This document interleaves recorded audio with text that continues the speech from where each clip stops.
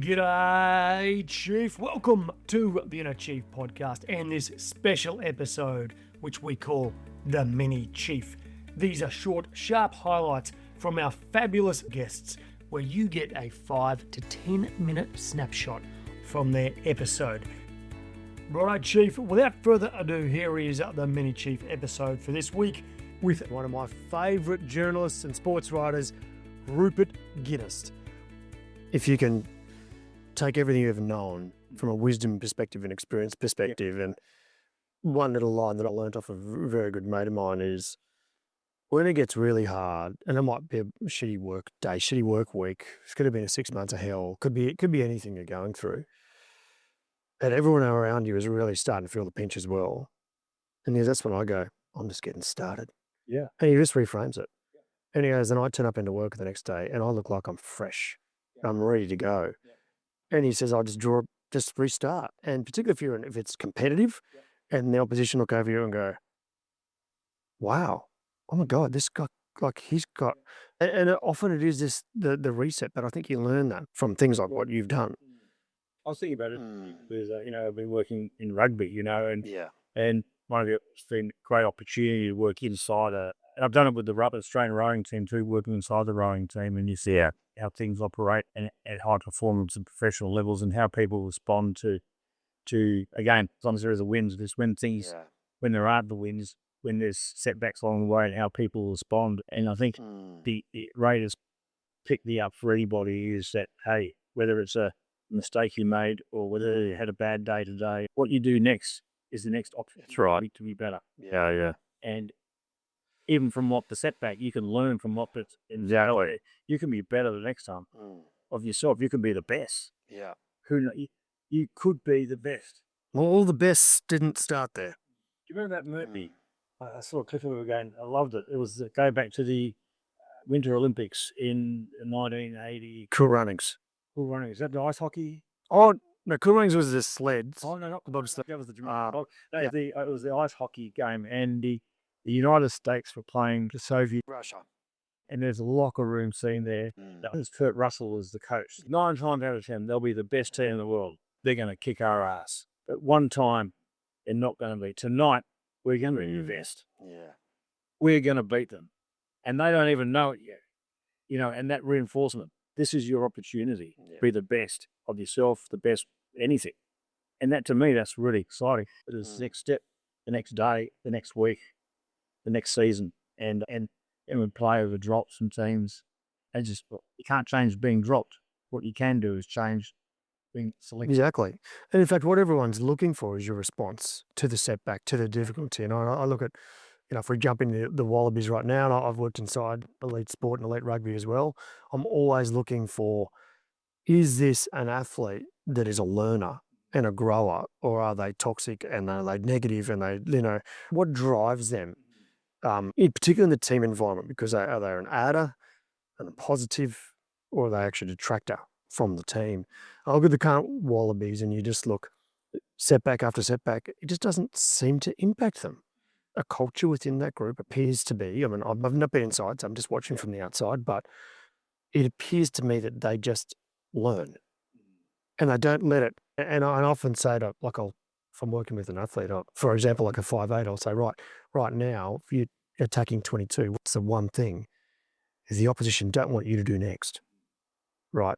And the one thing they don't want is for you to forget the setback. They want you to remember that, right? But if you just forget it and move on and the opportunity and go, well, the one thing they don't want me is to forget that and put a little chip behind them. Next thing you know, you're in their head again and you're back. And there's something about the current crop, or some of them anyway. Yeah. It's impressive. Yeah, I think you're right. And it becomes, and that it ends up reinstilling self-confidence in themselves. Absolutely. I sometimes say to people, where sport is in those situations can be a great sort of message from that into, say, the business life.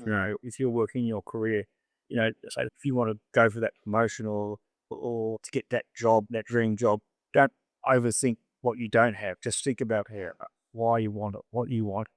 Don't be afraid to put your hand up for it. But by doing that, that's half the battle. And if you miss out on the job, sure, there's disappointment, but you have a choice here. Do you get upset and leave the company, or go back and ask. I just would like to know, what areas did I fall short on my candidacy there because I'd like to work on that. You going back to your employer and asking them that one that may make sense, gee, I made the wrong decision. I should have. But you know what? Next time something comes up, that person is already top of my list. That maturity. It also shows placing commitment into the organisation you're working for.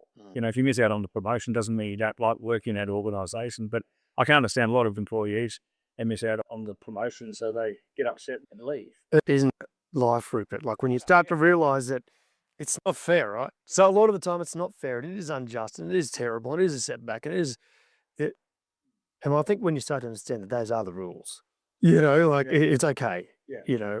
I think, you told me a great story prior about how Anna Mears decided one day to share on stage. It's just out of the blue. She'd love to be chef de mission one day of the Olympic team. Yes. And I'm not talking out of school on that because we were talking about this same subject. Don't be afraid to put your hand up. She said it, and then word of mouth. Don't ask, don't get, right? This, and then it came. And you know what? I also think if you're the right person, the right commitment and desire, if you don't have necessarily the exact skill sets that are there, but that right person you'd think would be willing to and up those assets in the company or organisation that would want to help that person do that. I'd rather have that person with all the skill sets and qualifications but be the wrong person. Yeah. To be the one that's divisive and Absolutely. Yeah. And I think that goes in sport too. You see that in the sport a lot in football teams, rowing crews, and the likes. Even we talk about the reserves. I've seen it in rowing being, they call them the spare. That's a very hard position to be in, and you're Like 12th man. You're around and quite often the spare is only announced at the last. Same with the Test cricket team, but how you respond can have such an impact on how the team performs. In many ways, it's one of the most important positions in that group. Yeah. And I've seen some remarkable responses. Fortunately, more positive than negative. And again, it goes back to it's not necessarily the winners or the people on top of the dais that, as a journalist, I've been intrigued in this story. Is people like the reserves, the spare, people at the back of the pack, the Lantern Rouges, and you see some of those, athletics. People who pull a hamstring but they'll cross the line because it's the Olympics. Yeah. So, inherently, just as I say, we've got so much more to give.